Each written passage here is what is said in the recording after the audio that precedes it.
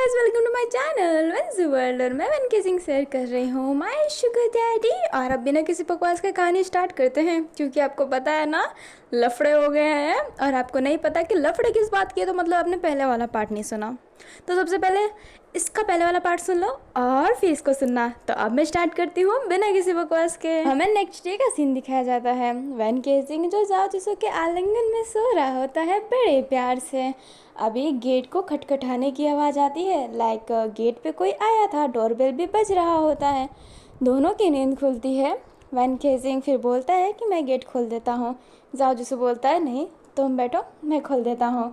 और ये कहते ही गेट खोलने चला जाता है। जाओ जिसो जब गेट खोलता है तो देखता है कि लीबू आया है। लीबू कुछ नहीं कहता है एंड अंदर आने लगता है। जाओ जिसो बोलता है भैया, अचानक से आप आ गए। बट लीबू कुछ नहीं सुन रहा होता है। वैन के कमरे में जाता है, वैन का हाथ पकड़ लेता है। वैन भी हैरान था कि लीबू आए हैं। वैन कह रहा होता है भैया क्या हुआ, भैया मेरा हाथ छोड़ो, मुझे दर्द हो रहा है। बट लीबू बिना कुछ सोचे समझे उसको पकड़ के ले जाने लगता है। अपना जाओ जिसो भी देखता है तो कहता है आखिरकार आपको हुआ क्या है भैया, इतना तेज हाथ क्यों पकड़े हैं उसका, उसको दर्द हो रहा होगा। एंड ये कहते ही लीबू का हाथ जाओ जिसो पकड़ लेता है। जाओ जिसो जैसे ही लीबू का हाथ पकड़ता है, लीबू जाओ जिसो का हाथ झटकता है और कहता है कुछ मत बोलो मेरे से। वैन केसिंग चुपचाप मेरे साथ चलो। वैन केसिंग कहता है क्या हुआ भैया, आप इतने गुस्से में क्यों हैं। लीबू कहता है जब बाप को हार्ट अटैक आता है ना तो गुस्सा ही आता है हमें उस इंसान पे जिसकी वजह से हार्ट अटैक आया है। अपना वैन केसिंग वरीड हो जाता है और कहता है पापा को क्या हुआ, पापा ठीक है ना। लीबू कहता है बस अब एक और शब्द नहीं, चलो मेरे साथ। जाओ जिसो कहता है पर पूरी बात तो बताइए क्या हुआ है। वैन केसिंग को ज़बरदस्ती ले जाया जा रहा था। वैन केसिंग कह रहा था कि मुझे जाओ जिसो से थोड़ा बात तो करने दीजिए। लीबू वैन केसिंग को एकदम टाइट पकड़ के अपने पास करता है और कहता है उधर तेरा बाप मर रहा है और तुझे इधर इससे बात करनी है। वैन केसिंग ये सुन के एकदम शांत हो जाता है। अभी लीबू वैन केसिंग को कार में बैठा देता है। जाओ जिसो गेट नॉक करता है और कहता है हुआ क्या है, बताओ तो सही भैया। लीबू अपना कार चालू करके चला जाता है और जाओ जिसो उसके पीछे पीछे भाग रहा होता है, लाइक उस कार के पीछे। बट इन टाइम पे वो भी नीचे गिर जाता है क्योंकि वो और भाग नहीं पाता है। वैन केसिंग बस जाओ जिसो को ऐसे देखता ही रह जाता है। जाओ जिसो हल्का हल्का सा रोने लगता है क्योंकि उसे समझ में ही नहीं आया कि हुआ क्या है सडनली। जाओ जिसो वैन के कमरे में जाके बैठ जाता है। पास में उसका फ़ोन पड़ा था जो उसने कल से यूज़ नहीं किया था। अभी वो फ़ोन की लॉक खोलता है एंड नेट चालू करता है। नेट चालू करते ही जो उसके पास धड़ाधड़ मैसेज आते हैं, लाइक नोटिफिकेशन पर नोटिफिकेशन। अभी जाओ जिसो एक नोटिफिकेशन को ऑन कर देता है जिससे खुल जाता है ट्विटर। ट्विटर में तो सिर्फ उन दोनों का ही ट्वीट चल रहा होता है, लाइक उन दोनों को लेके जो ट्वीट है वो चल रहा होता है। जाओ जिसो को अब पता चलता है कि मैटर क्या है। फ़ोटो लीक हो गई होती है उन दोनों की किस करते हुए। जाओ जिसो एकदम हैरान, उसे जिन पे गुस्सा आ रहा होता है। ट्वीट भी बहुत गंदे गंदे चल रहे होते हैं। वैन केसिंग को बहुत बुरा बुरा बोला जा रहा है क्योंकि जाओ जिसो की तो चलो वो फेमस एक रेपुटेशन है, तो फेमस लोगों को उतना नहीं बोलता, खासकर लोग छोटे लोगों को ही बोलेंगे। तो वैन केसिंग को इतना ट्रोल मिल रहा होता है। ये नहीं है कि जाओ जिसो को नहीं मिल रहा होता है, बट वैन केसिंग को जाओ जिसो से ज़्यादा मिल रहा होता है। जाओ जिसो अपना फ़ोन फेंकते हुए कहता है जिन, मैं तुम्हें मार डालूंगा। अभी हमें जिन के साइड वाला सीन दिखाया जाता है जहाँ पे डुआन आता है और कहता है सर आपने फ़ोटो लीक कर दी। जिन कहता है कैसी फ़ोटो। डुआन कहता है जो मैंने दी थी, पर ये कुछ अलग है, ये आपने कहाँ से क्लिक की, किससे मंगाई। जिन समझ नहीं पाता है और डुआन जो फ़ोन आगे रखा हुआ था वो फ़ोन लेता है और देखता है कि वैन और जाओ की फ़ोटो लीक हो गई है। जिन हैरान होकर कहता है ये कैसे हुआ, मैंने ये फ़ोटो लीक नहीं किया है, इनफैक्ट मैंने तो सारी फ़ोटो डिलीट कर दी थी और तुमने मुझे इस एंगल की फ़ोटो दी ही नहीं थी। ये तो ऐसा लग रहा है कि उनके पीछे खड़ा होकर कोई क्लिक किया है। अभी जो ये फ़ोटो थी ना, थी तो उसी जगह की, लाइक मिरर वाली जो भुलभुलैया थी उसके अंदर की ही है, बट ये रियल कैमरे से ली गई है, लाइक ये सीसीटीवी कैमरे की फुटेज नहीं है, ये रियल कैमरा है। जिन अपने फेस पे हाथ रखता है और कहता है ये कैसे हो गया, जाओ जिसो अब मुझ पे ब्लेम करेगा, वो तो पहले से ही मुझसे गुस्सा था, वो क्या करेगा। अभी हमें एक थोड़ा सा डार्क प्लेस दिखाया जाता है जहाँ पे एक लड़का बैठ के वो ट्वीट देख रहा होता है जो चल रहे होते हैं। वो हंसता है और कहता है, हम जैसे लोगों की तो इज्जत ही नहीं होती, बड़े लोगों की तो बहुत इज्जत होती है, सारी इज्जत अब लूटी जाएगी। मेरे से पंगा लिया था ना, अब देखो तो मैं नंगा करवा के छोड़ूंगा। एलियास नाम है मेरा, मेरे से कोई नहीं बच सकता। अभी जो ये पर्सन था ये एलियास था, और एलियास ने ही ये फ़ोटो लीक किए होते हैं।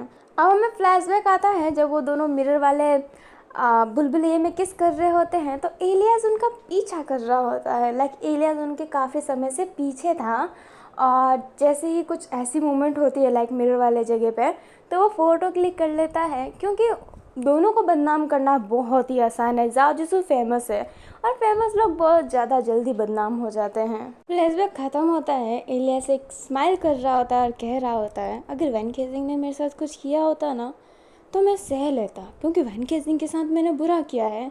शो जिशु, तुम्हारे साथ तो मैंने कुछ बुरा नहीं किया है। हाँ, तुम उसके बॉयफ्रेंड ज़रूर थे करंटली, पर तुम्हारा हक नहीं कि मुझे ऐसा सजा दो। वैन केजिंग का हक था, और तुमने बीच में अपना हक मार के ना बहुत गलत किया है। मुझे पसंद नहीं है कि मेरे बीच में कोई इंटरफेयर करे। वैन केजिंग आता तो मैं मज़े से लड़ता उससे, बहुत खुश रहता कि उसके अंदर इतना गट्स है कि वो अपने हक के लिए खड़ा है। पर तुम्हारा इंटरफेयर तो मैं बिल्कुल बर्दाश्त नहीं कर सकता। हॉस्पिटल का सीन दिखा जाता है जिसमें रुयू एडमिट है। मियान जो ब्रेंच पे बैठी हुई थी, एंड उसका पूरा चेहरा उतर गया था। लाइक जो एक चेहरे की तेज है ना वो चली गई थी। गुजियान अपनी मम्मी के पास बैठी थी, एंड उन्हें ऐसा ना कि काम करवा रही थी। अभी वहाँ पे काऊ वेनिंग आता है जिसके हाथ में टी था। वो चाय देता है और कहता है, चाय पी लीजिए आप दोनों। अपनी मियान कहती है, बेटा तुम कल नाइट से यहाँ पे हो, तुम्हें तो घर चले जाना चाहिए। काऊ वेनिंग कहता है, ऐसे कैसे जा सकता हूँ, रुयू मेरे भी तो पापा की तरह है। आपके घर से रिश्ता जुड़ा है मेरा, रिश्ते ऐसे थोड़े ना जा सकते हैं। अपनी मियान एक हल्की सी स्माइल करती है और कुछ नहीं कहती है। अब वहाँ पे उनके जो मोहल्ले वाले लोग होते हैं ना, वहाँ उनमें से एक लेडीज आती है और कहती है, हाय मियान, तुम्हारे पति के बारे में सुना, मुझे बिल्कुल अच्छा नहीं लग रहा। पर वैन केसिंग को देखो, ऐसा कौन करता है, लाइक इतने छोटे उम्र में इतना बड़ा बॉयफ्रेंड, वो भी लड़का। हाँ, बेटे की बिल्कुल संस्कार नहीं है। कहा था मैंने, बाहर पढ़ाई के लिए मत भेजना। अभी ना मियान चुपचाप सुन रही होती है, बट गुजियान को बहुत ही गुस्सा आ रहा होता है। लाइक लिटरली में उसको ऐसा लग रहा होता है कि वो बस मार डाले उस आंटी को। अपना जो काऊ वेनिंग होता है वो गुजियान का हाथ पकड़ता है, उसे शांत करवाता है। काऊ वेनिंग और आंटी से बोलता है कि आंटी जी, क्या अभी ये सब बातें करना, आप तो अब बस प्रे कीजिए कि अंकल जी जल्दी घर आ जाएं। अभी आंटी काऊ वेनिंग को देखती है और कहती है, तुम कौन हो बेटा। काऊ वेनिंग कहता है, मैं इनका घर के होने वाला दामाद हूँ, गुजियान से मेरा रिश्ता जुड़ा है। अभी आंटी ये देख के कहती है, ओह तुम्हें पता है इस घर का जो सबसे छोटा लड़का है वैन केसिंग, वो कांड ही करता रहता है। म्यान कहती है, छोड़िए ना उन सब बातों को। अभी आंटी कहती है, अरे ऐसे कैसे, घर से रिश्ता जुड़ने वाला है, सब कुछ पता तो होना चाहिए ना। अभी म्यान नहीं चाहती थी कि काऊ वेनिंग को पता चले कि वैन केसिंग ने नस वस काटा है। वो सोच रही थी कि अपना काऊ वेनिंग क्या ही सोचेगा, बट वो आंटी रुकते नहीं है और सारी बातें बताती है। काऊ वेनिंग कहता है, तो क्या हुआ, बचपन में कभी ना कभी सबने सुसाइड करने की कोशिश की होगी, आंटी जी आपने भी की होगी। वो आंटी एकदम साइलेंट और कहती है, ना ना हमने नहीं की। अपना काऊ वेनिंग कहता है, मैंने तो किया है। जब पापा मम्मी मुझे वक्त नहीं दे पा रहे थे तो मैं फ्रस्ट्रेट होके एक बार छत से कूदने का सोचा था, कूद भी गया था, बट लकीली मैं बच गया, क्योंकि वहाँ पे बहुत बड़ा ट्रक आ गया था जिसमें बहुत सारे फॉर्म थे, तो मुझे चोट नहीं लगी, मैं बच गया। नहीं तो कोशिश तो मैंने की थी। सबके लाइफ में प्रॉब्लम है, सबने किसी ना किसी वजह से तो किया ही होगा। अभी वो आंटी एकदम शांत हो जाती है। काऊ वेनिंग कहता है, आंटी जी दुनिया ऐसी ही है, बहुत सी प्रॉब्लम है, एक तो हम टेंशन में रहते हैं, ऊपर से दूसरे लोग आके हमें और टेंशन देते हैं अजीबोगरीब बात करके। लाइक मतलब तुम अच्छा नहीं बोल सकते तो तुम बुरा क्यों बोलो, है ना आंटी जी। अभी काऊ वेनिंग उस आंटी को टोंट मार रहा होता है। वो आंटी मुँह बिगाड़ती है और कहती है, हाँ रुयू ठीक हो जाएगा तो मैं घर आऊँगी, अभी मैं जाती हूँ। और ये कहते ही वो आंटी चली जाती है। गुजियान हल्की सी स्माइल करती है, मियान काऊ वेनिंग को देखती है। कावनिंग कहता है अरे चाय पी लीजिए, उनकी वजह से चाय नहीं पी पाए, ठंडा हो गया होगा, मैं दूसरा लाऊं? म्यान कहती है नहीं बेटा, इसकी ज़रूरत नहीं है। 4 घंटे बाद का सीन दिखाया जाता है। 4 घंटे बाद अपना वैन केसिंग अपने घर पहुंच गया होता है। अपना जो लीबू रहता है वैन केसिंग को उसके घर पे पटक देता है, लाइक बेड पे फेंक देता है उससे कहता है कि तुम अगर अब कहीं गए तो मैं तुम्हारी टांगें तोड़ दूंगा। और ये कहते ही जाने लगता है। वैन केसिंग अपना फ़ोन तो अपने घर में ही छोड़ के आ गया, लाइक वहीं पे छोड़ के आ गया है, इसलिए उसका फ़ोन तो उसके पास था ही नहीं। अभी जो लीबू होता है घर को पूरा लॉक करके वहाँ से चला जाता है, लाइक उसके कमरे को लॉक नहीं करता है बट घर और विंडो को लॉक करता है ताकि वो कहीं बाहर ना जा सके। अभी लीबू वुशी को लेने जाता है बिकॉज वो हॉस्टल में रहता है। लीबू वुशी को पिकअप करते ही सीधा हॉस्पिटल जाता है। अपनी मियान जब लीबू को देखती है तो पूछती है कि वैन केसिंग कहाँ पे है। लीबू कहता है कि उसको मैंने घर पे रखा है। मियान कहती है पर क्यों, वो तुमने उसको यहाँ पे क्यों नहीं लाया? लीबू कहता है मेरे हिसाब से पापा भी उसे देखेंगे तो अच्छा नहीं रहेगा, इसलिए मैंने नहीं लाया।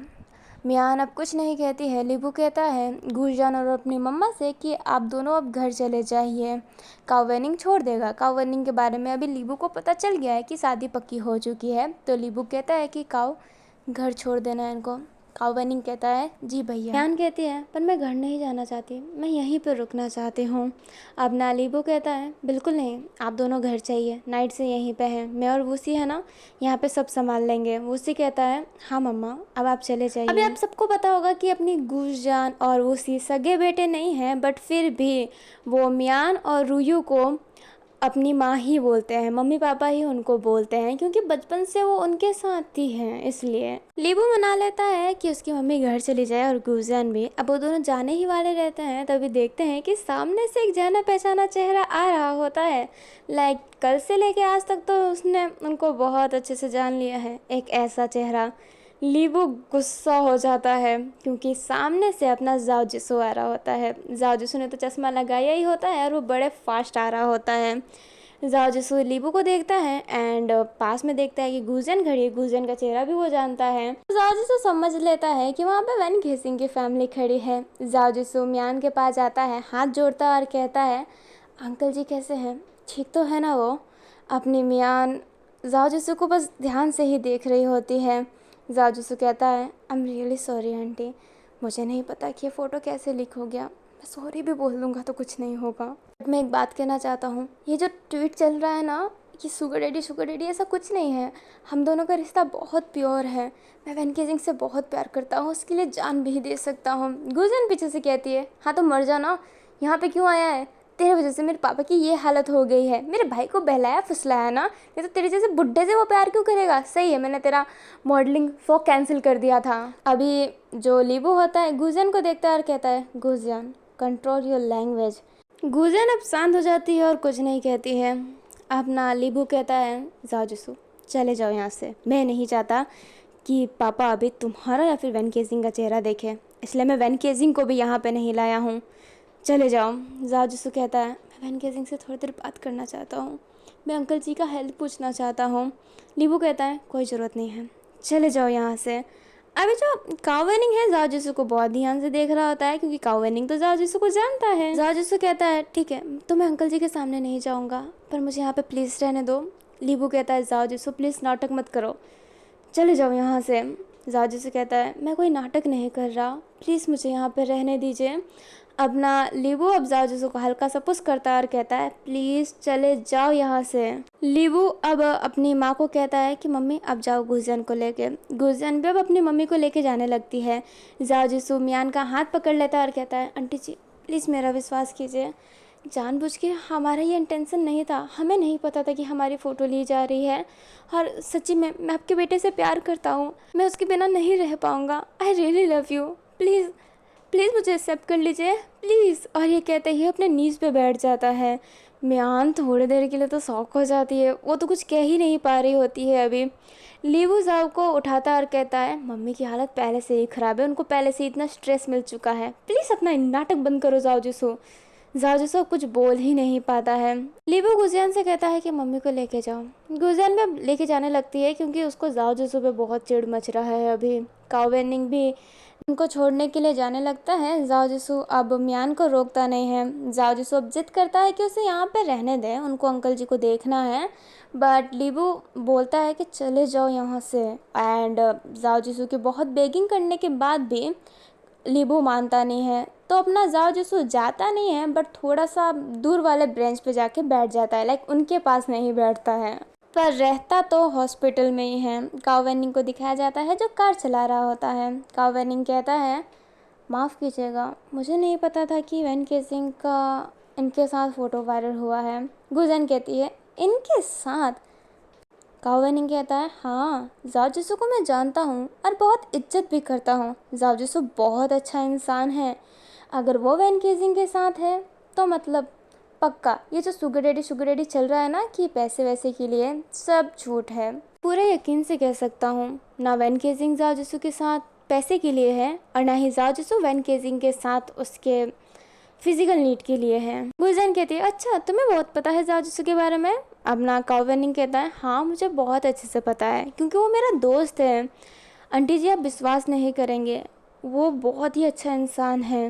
गुलजन कहती है काओ वेनिंग प्लीज़ शांत हो जाओ, मुझे उस जाओ के बारे में कुछ नहीं सुनना है। मियान तो कुछ कह ही नहीं रही होती है। अपना काओ वेनिंग कहता है अरे तुम्हें नहीं पता कि उसने अपने भाई के साथ क्या किया है।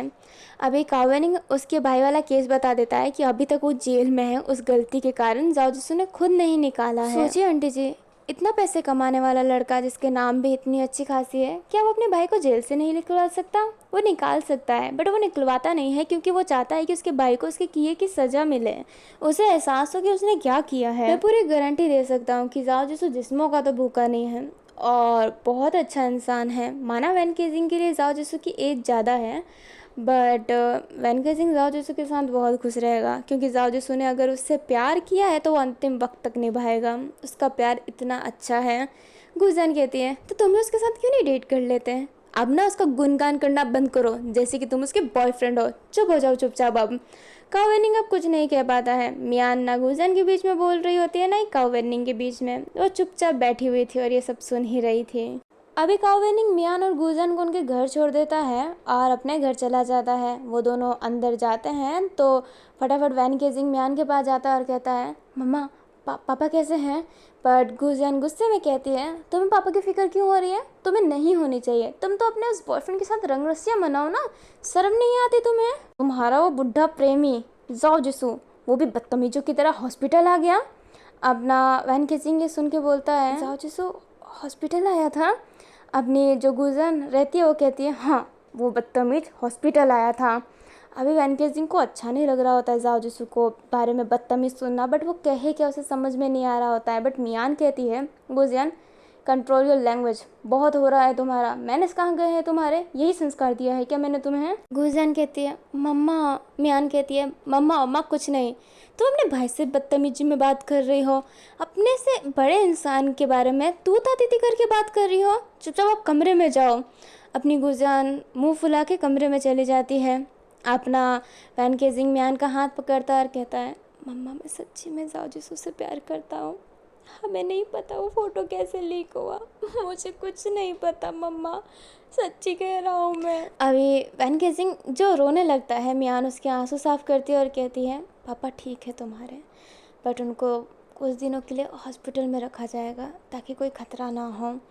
अपना वैन केजिंग कहता है पापा से मिलना है मुझे पापा से मिलना है। मियान कहती है हाँ जब नाइट को मैं जाऊँगी ना तो तुम्हें लेती जाऊँगी, अब रो मत। और ये कहते ही फिर से आंसू साफ़ करती है और उसके बालों पे हाथ फेरती है। वैन केजिंग कहता है मम्मा जाओ जिसू बहुत अच्छा इंसान है, मुझे नहीं पता कि क्या चल रहा है, पर सच्ची में जाओ जिसू मेरे से बहुत प्यार करता है और मैं भी उसे बहुत प्यार करता हूँ मम्मा। मियान वैन केजिंग के इस बात का जवाब दे ही नहीं पाती है।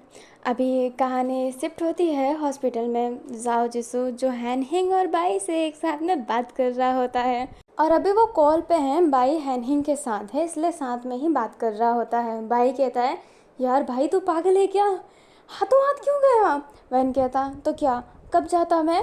गलजी की हालत अभी क्रिटिकल है, बाद में तो सही ही हो जाती। तो अभी उनको मेरी ज़रूरत है या फिर बाद में? हैनिंग कहता है सर आपकी ज़रूरत नहीं है उनको, इनफैक्ट अभी तो उनका खून खोल रहा होगा, हाथों हाथ चले गए। अभी जाओ जैसे कहता है खून खोल रहा हो तो क्या, मैं मनाने के लिए ही तो आया हूँ। अगर मैं लेट आता तो उनको ऐसा लगता ना कि इनको तो कोई फ़र्क ही नहीं पड़ता है, और मेरा दिल चाहता था कि मैं हाथों हाथ आऊँ, इसलिए मैंने उस जिन को भी कुछ नहीं बोला, उसको सबक भी नहीं सिखाया और मैं यहाँ पे आ गया। भाई कहता है जिन को तो मैं बताऊँगा हिम्मत कैसी हुई, बड़ा उछल रहा है ना वो। हैनिंग कहता है हाँ, मुझे तो वो शुरू से ही पसंद नहीं था, एक नंबर का घटिया इंसान है। मैं तो चाहता था कि उस जिन को कोई बोतल में बंद कर दे, बट वो बंद हो ही नहीं रहा था। बट अब मैं ना उसको छोड़ूंगा नहीं। भाई कहता है मैं भी उसको छोड़ूंगा नहीं, मार मार के ना हालत पंचर कर दूंगा। अपना हैनिंग कहता है हाँ। अभी वो दोनों ऐसे ही बहस करने लगते हैं। अभी अपना जाओजुत्सु कहता है अच्छा तुम दोनों मारने पीटने की प्लानिंग करो, मैं फ़ोन रखता हूँ। और अभी हैनिंग या फिर बाई कुछ बोलता है उससे पहले जाओजुत्सु फ़ोन रख देता है। फ़ोन रखने के बाद ही अपने हैनिंग और बाई सोचने लगते हैं कि कैसे मारे। कोई कह रहा होता है कि हॉकी से मारेंगे, मतलब अलग अलग चीज़ें बता रहे होते हैं एक दूसरे को ही। वो हमें नाइट के 8 बजे का सीन दिखाया जाता है। मियान गुजियान वैन केजिंग आए हुए थे हॉस्पिटल। अपना वैन जैसे ही एंट्री लेता है, लाइक अपने पापा के वार्ड की तरफ जाता है, तो जाओ जिसू को देखता है जो ब्रेंच पे सो रहा होता है। अपनी वैन केजिंग की कदम जाओ जिसू पे पड़ जाती है, बट मियान उसका हाथ रोक लेती है और मना करती है जाने के लिए। वैन केजिंग भी अब जा नहीं पाता है। मियान वैन केजिंग को लेके आगे चली जाती है। जाओ जिसू अभी भी ब्रेंच पे सो रहा होता है। गुजियान उसको देख के मुंह बिगाड़ती है। मियान लीबू के पास जब जाती है तो कहती है वो अभी तक नहीं गया। लीबू कहता है नहीं, उसको बहुत बोला मैंने, पर वो जा ही नहीं रहा है, वहीं पे बैठा हुआ है। मियान फिर इस बात को ना कहते हुए कहती है कि रुई अभी जगे हुए हैं या फिर सो रहे हैं।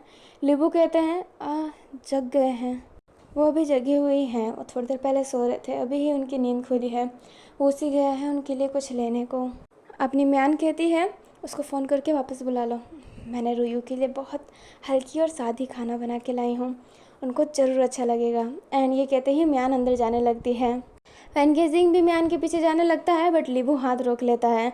मियान वैन केजिंग का हाथ पकड़ती है और कहती है लीबू हाथ छोड़ो, मैं इसको अंदर ले जा रही हूँ। अपना लीबू कहता है पर मम्मी पापा। अपनी मियान कहती है मैं रुयू को अच्छे से जानती हूँ, उनको कोई भी तकलीफ़ नहीं होगा अगर वैन केजिंग उनसे मिलेगा। इनफैक्ट वो चाहते होंगे कि वैन केजिंग उनसे बात करे, तो हाथ छोड़ दो। लीबू हाथ छोड़ देता है। मियान वैन केजिंग को लेके अंदर चली जाती है। रुयू जिसके मुंह पे अभी ऑक्सीजन मास्क लगा था, वो मास्क उतारता है और कहता है वैन बेटा। अभी वैन की नज़रें झुकी हुई थी, वैन कुछ क्या कहे उसे समझ नहीं आ रहा होता है। रुयू वैन को अपने पास बुलाते हैं। वैन रुयू के पास जाता है और कहता है पापा आई एम रियली सॉरी। रुयू वैन के गाल पे हाथ रखता है और कहते हैं बेटा रो मत, तुम्हारे आंखों में मैं आंसू नहीं देख सकता हूँ वैन बेटा। और ये कहते ही आंसू साफ करते हैं। मियान वैन के शोल्डर पे हाथ रखती है और कहती है मैंने कहा था ना तुम्हारे पापा तुमसे गुस्सा हो ही नहीं सकते। अभी रुयू जो बेड पे लगा हुआ एक टेबल होता है ना, उसको आगे करती है और रुयू को खाना सर्व करती है। रुयू कहते हैं तुमने बना के लाया? मियान कहती है नहीं, वो पड़ोसी ने बना के लाया है, आपकी फेवरेट है ना वो पड़ोसन, उनने बना के लाया है आपके लिए बड़े प्यार से। रुयू कहते हैं अरे यार। मियान कहती है सवाल ये सब पूछते हो, कौन बना के लाएगा, मैं बना के लाऊंगी ना। और ये कहते ही खाना निकाल के उनको खिलाने लगती है। अभी रुयू मियान के हाथ से खा रहे होते हैं, वैन केजिंग को स्माइल करके देख रहे होते हैं। वैन केजिंग हंसता है, मतलब उसके चेहरे पे एक स्माइल रहती है। आधा खाना ख़त्म करने के बाद रुयू वैन से कहते हैं वैन बेटा। वैन कहता है हाँ पापा। रुयू कहते हैं मेरे से एक वादा करोगे प्लीज़? वैन कहता है बोलिए पापा। रुयू कहता है अब से तुम मेरे साथ ही रहोगे और तुम उस लड़के से नहीं मिलोगे, उससे सारे रिश्ते तोड़ दो मेरे लिए। मियान रुयू के चेहरे पे देखने लगती है और वैन के चेहरे पे देखने लगती है। वैन का जो सिचुएशन अभी बहुत ही क्रिटिकल हो गया होता है, क्योंकि उसके पापा का हालत अभी ख़राब है, पापा की बात टाल नहीं सकता, जाओ जो से जुदा हो नहीं सकता। अभी वैन केजिंग ना अपने पापा की वो जो ऑक्सीजन मास्क जो लगी हुई है, जो उन पे मशीनें सेट हुई है, वो देख के कहते हैं, मैं वादा करता हूँ मैं अब से आपके साथ ही रहूँगा और मैं उससे नहीं मिलूँगा। रूयू स्माइल करते हैं और कहते हैं, मेरा प्यारा बेटा वैन केजिंग। एंड ये कहते ही वैन को अपने पास बुलाते हैं और उसे हक करते हैं। हमें थोड़ी देर बाद का सीन दिखाया जाता है, जो अपनी गुरजान होती है वो काओ वेनिंग के साथ पहले ही घर चली गई होती है, क्योंकि कल उसे सूट पे जाना है। वो मना करती है कि चलो वो सूट पे नहीं जाएगी, बट उसके पापा ही कहते हैं कि तुम्हें जाना पड़ेगा। इसलिए गुरजान घर चली जाती है रेस्ट करने के लिए, क्योंकि उसे सूट पे जाना है। अपना लीबू चाहता नहीं था कि उसकी मम्मी नाइट में हॉस्पिटल में रुके, इसलिए वो कह देता है कि वो पापा को संभालेगा, आप जाओ और वूसी को भी लेके चले जाओ। वूसी मना करता है कि उसे रहना है, बट लीबू बहुत ही जिद करता है। बट वूसी जैसे तैसे करके लीबू को मनाता है कि वो वहाँ पे रुकेगा, वो घर जाए एंड नाइट को आ जाए, ताकि वूसी फिर घर जाके सो सके। लाइक सबको एक एक दो दो घंटे की तो नींद मिल ही सके। लीबू मना कर रहा होता है, बट वूसी बहुत जिद कर रहा होता है। लीबू कहता है कि ऐसा ही है तो पहले तुम जाके रेस्ट कर लो, बट वूसी मानता नहीं है, क्योंकि उसको पता था कि अगर वो घर चला गया तो लीबू भैया फिर उसे आने नहीं देंगे। इसलिए वो जैसे तैसे करके लीबू को ही सबसे पहले भेजता है और लीबू फिर मान भी जाता है। अभी वूसी अकेला हॉस्पिटल में रहेगा। अभी तीनों के तीनों घर जा रहे होते हैं। जाओ जिसू जो सो रहा होता है, उसे एक अलग सा एहसास होता है और उसकी नींद खुल जाती है। नींद खुलता है तो वो सामने देखता है कि मियान, लीबू, वैन केजिंग उधर ही आ रहे हैं। लाइक वो बाहर जा रहे हैं, बाहर जाने वाला रास्ता वहीं पे है, तो वो उधर ही आ रहे हैं। जाओ जिसू फटाफट उठ जाता है, वैन केजिंग का हाथ पकड़ लेता है और कहता है, वैन केजिंग तुम ठीक हो? जैसे ही जाओ जिसू ने वैन केजिंग का हाथ पकड़ा होता है, वैन केजिंग को रोना आने लगता है। लाइक उसका पूरा दिल दर्द कर रहा होता है। लीबू कहता है, जाओ जिसू वैन केजिंग का हाथ छोड़ दो, ये बदतमीजी मत करो तुम। जाओ जिसू भी वैन केजिंग का हाथ छोड़ देता है, क्योंकि वहाँ पे मियान भी है। जाओ जिसू सॉरी भी बोलता है। जाओ जिसू कहता है, मुझे थोड़ी देर वैन केजिंग से बात करना है, प्लीज़ मुझे बात करने दीजिए। कोई कुछ कहे उससे पहले वैन केजिंग ही कह देता है, पर मुझे बात नहीं करना तुमसे जाओ जिसू। मैंने कहा था मेरे से दूर रहो, मैंने कहा था, बट फिर भी तुमने कहा कि सब सही हो गया है। ये सही हुआ है, आज मेरी जो पापा की हालत है ना, उसमें तुम भी जिम्मेदार हो, तुम्हारे वजह से भी ये हुआ है। जाओ जिसू एकदम स्टक कि वैन केजिंग ऐसा कैसे बोल सकता है। वैन केजिंग फिर कहता है, मेरे से बात मत करना, अपना ये चेहरा लेके यहाँ से दफ़ा हो जाओ, मेरे पापा के आसपास भी मत रहना तुम, और मेरे भी। और ये कहते ही जाने लगता है। लीबू भी अपनी नज़रें झुका के जाने लगता है। मियान वैन केजिंग को देखती है, फिर जाओ जिसू को देखती है और जाने लगती है। जाओ जिसू जो क्या कहे उसे समझ नहीं आ रहा होता है। वो उस ब्रेंच पे बैठ जाता है। वो सी जो दूर खड़ा होके ये देख रहा होता है। अभी तीनों घर पहुंच जाते हैं। वैन केजिंग सीधा अपने कमरे में जाता है एंड कमरे में बेड पे लेट जाता है और पिल्लो से अपना मुंह कवर कर लेता है और बहुत तेज रोने लगता है।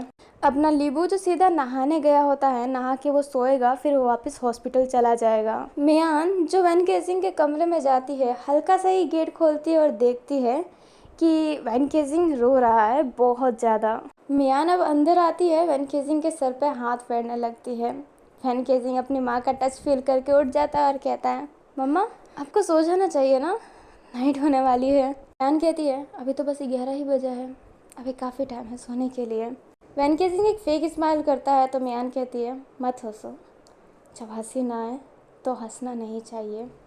आखिरकार तुमने वो हॉस्पिटल में क्यों किया, तुमने क्यों डांटा उस लड़के को?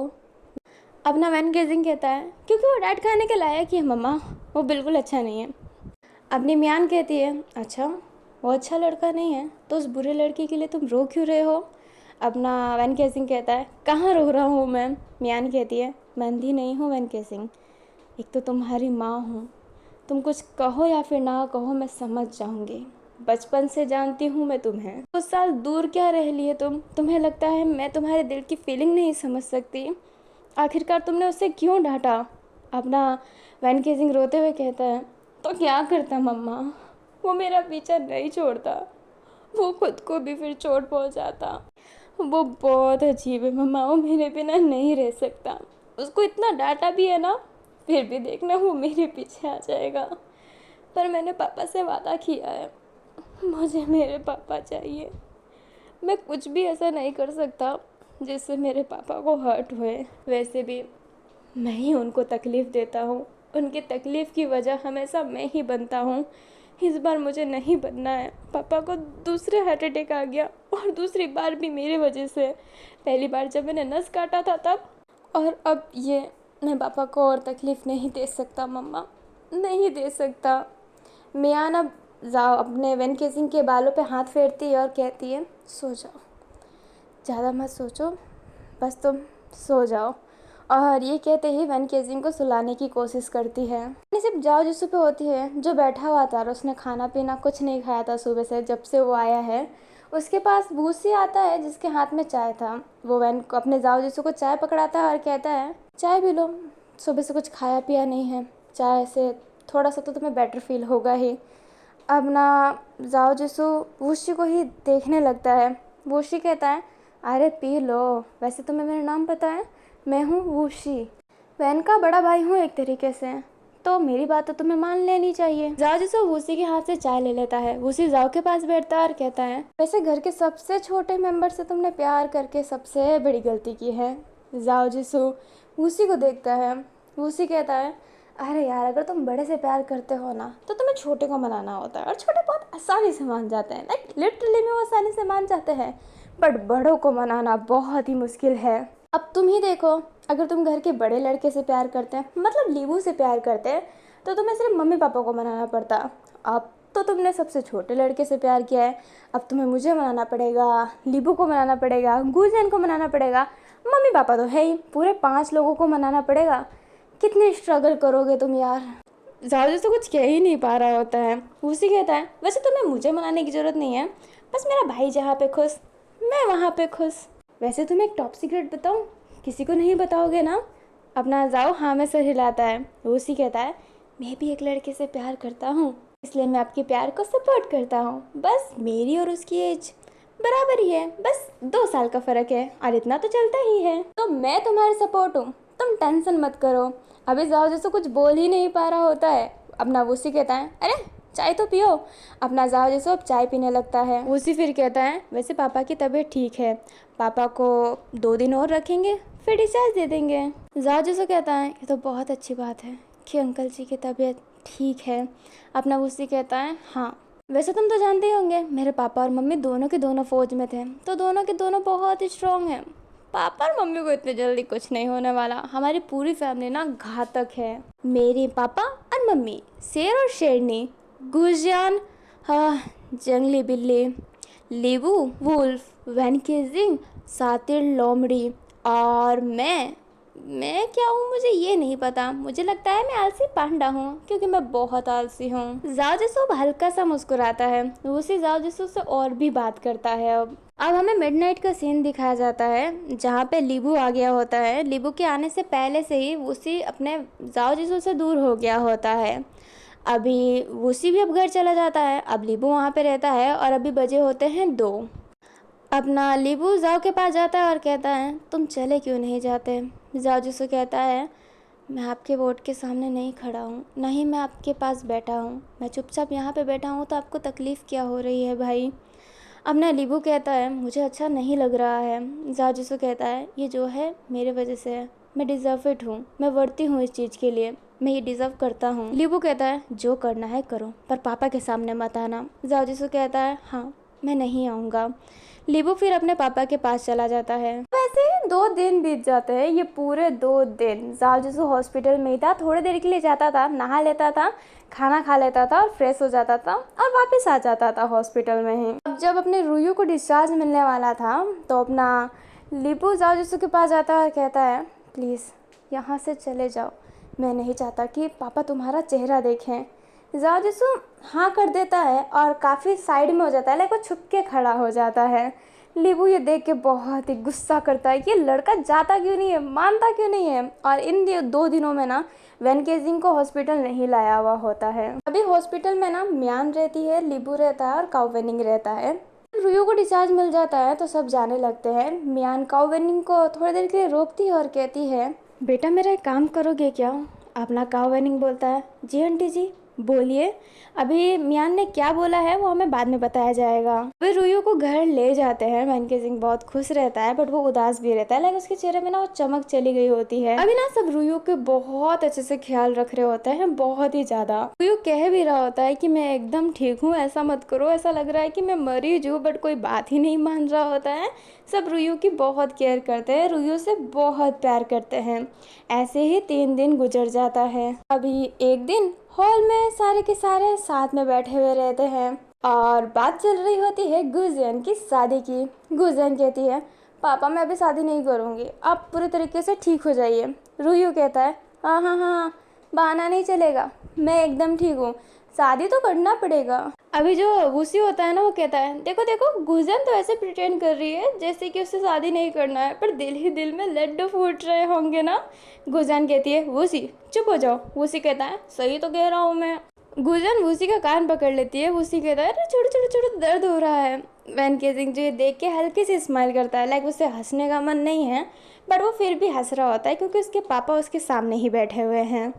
लीवू के चेहरे पे एक हल्की सी शांत स्माइल थी। अभी जो म्यान होती है वो कहती है देखो गुजियन तुम्हारी शादी अभी हो भी नहीं रही है, फिर भी घर में मेहमान आने स्टार्ट हो रहे हैं। अपना रुयू कहता है कौन आने वाला है। म्यान कहती है मैंने किसी को घर पे बुलाया है और वो कुछ महीने के लिए तो हमारे साथ ही रहेगा, लाइक गुजियन की जब तक शादी नहीं हो जाती तब तक वो हमारे साथ रहेगा। रुयू कहते हैं अच्छा ऐसा कौन है। अपना म्यान कहती है मैंने काओ वेनिंग को भेजा है लाने के लिए, वो आता ही होगा। ये कुछ कहते हैं उससे पहले काओ वेनिंग आ जाता है। काओ वेनिंग को देख के म्यान बोलती है देखो आ गया, वो शख्स भी आ ही गया होगा। वैन केजिंग अब काओ वेनिंग की तरफ देखता है और काओ वेनिंग की जो पीछे आता है उसकी तरफ देखता है। वैन केजिंग का पूरा चेहरा बन जाता है। अपना लीबू भी आंखें फाड़ के देखने लगता है। गुजियन गुस्सा करने लगती है। अभी सारे बच्चों की ऐसे इंप्रेशन देख के रुयू अपनी नज़रें पीछे करता है तो देखता है कि ये वही पर्सन है जिसके साथ वैन केजिंग की फ़ोटो लीक हुई है, मतलब जाओ जिसू जो अपनी सर नीचे करके चल रहा होता है। मियान जो जाओ जिसू का हाथ पकड़ती है और कहती है बेटा अंदर आओ, और ये कहते ही उसे अंदर लाती है। रुयू अब गुस्से में उठता है और कहता है ये यहाँ पे क्या कर रहा है। मियान कहती है क्या कर रहा है, रिश्ते की बात करने आया है। रुयू कहता है नामंजूर है रिश्ता। मियान कहती है ऐसे कैसे नामंजूर है, मैं तो हाँ हूँ ना इस रिश्ते के लिए, तो आप ऐसे कैसे मना कर सकते हैं। रुयू कहता है मियान तुम पागल हो गई हो। मियान कहती है मैं नहीं, आप पागल हो गए हैं, थोड़ा दिमाग ठंडा करके तो सोचिए। अपना रुयू कहता है क्या क्या सोचूं मैं कि मैं एक लड़के से अपनी बेटी की शादी करवा दूँ, वो भी अधेड़ उम्र का। मियान कहती है अरे उम्र पे मत जाइए, दिल पे जाइए, वैसे आप भूल रहे हैं।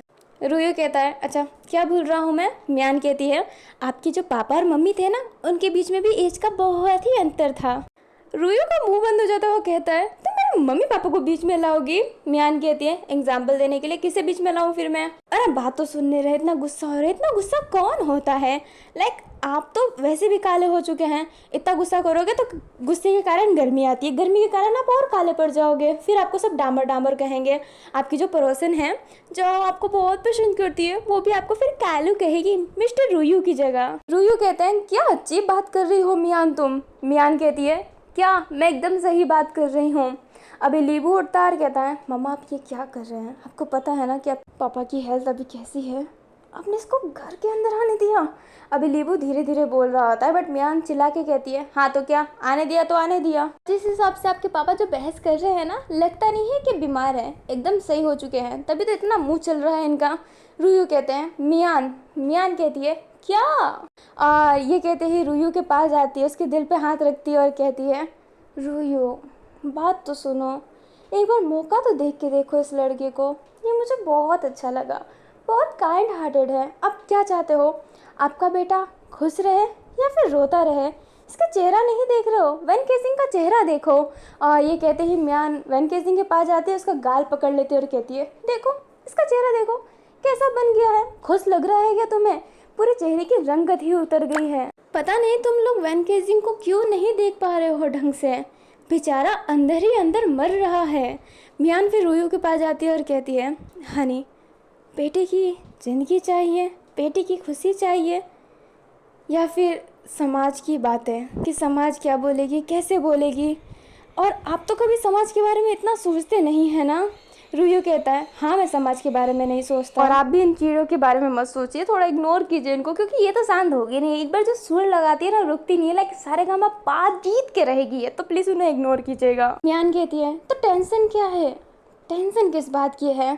अपना रूयू कहता है ये लड़का मेरे बेटे के काबिल नहीं है। जाओ जिसु रूयू की तरफ देखने लगता है, रूयू भी जाओ की तरफ देखने लगता है। रूयू फिर कहता है देखा, इसको देखो जरा, कहाँ से मेरे बेटे के काबिल है। अपनी म्यान कहती है देख के कैसे पता लगाऊं कि काबिल है कि नहीं, और देखने से तो लगता है कि ये बहुत काबिल है, कितना सुंदर है ये। और ऐसे कहते ही म्यान जाओ की बलाई लेती है। रूयू कहता है तो ज़्यादा ही तुम्हें अच्छा नहीं लगता। म्यान कहती है तो कम ही क्या है, हैंडसम है, अच्छा कमाता है, फैमिली में उतना मेंबर है नहीं जो टेंशन होगा, एंड सेकेंडली मेरे बेटे से प्यार करता है, और मुझे तो बस यही चाहिए। तो रूयू आपको मेरी बात माननी पड़ेगी। मैं ये नहीं कह रही कि जाओ जिसू को एक्सेप्ट भी कर लीजिए, नहीं, इसकी ज़रूरत नहीं है कि तुम एक बार में ही से एक्सेप्ट कर लो, तुम इसकी परीक्षा लो, अभी देखो कि आपके बेटे के काबिल है या फिर नहीं। ऐसे मना तो मत करो रूयू, प्लीज़ मेरी बात मान लो। और ये कहते ही मियान रूयू का हाथ बहुत प्यार से पकड़ लेती है। रूयू कहता है पर म्यान कहती है रूयू प्लीज़ डोंट जज बुक बाय इट्स कवर, एक बार जान तो लो, तुम्हारे बेटे की ज़िंदगी बच सकती है। उसका चेहरा देखो, उस पर दया नहीं आती तुम्हें। अभी रूयू ना वैन केजिंग का चेहरा देखता है। और आप भी सब्सक्राइब बटन को सिर्फ देखा मत करिए, उसे दबा भी दिया करिए, लाइक भी कर दिया करिए, कमेंट भी कर दिया करिए, और मुझे माफ़ भी कर दिया करिए। मैं बहुत अटकी हूँ ना, but I am really really sorry. मुझे माफ़ कीजिए और अपना दिल साफ कीजिए। इस वीडियो को लाइक कीजिए, कमेंट कीजिए, चैनल पर नए हो तो चैनल को सब्सक्राइब कीजिए, और हम मिलते हैं नेक्स्ट पार्ट में। बट नेक्स्ट पार्ट में मिलने से पहले इस पार्ट में जय वेंजू लिखना मत भूलिए। और अब bye bye, Shiv, take care, thanks for watching, जय वेंजू।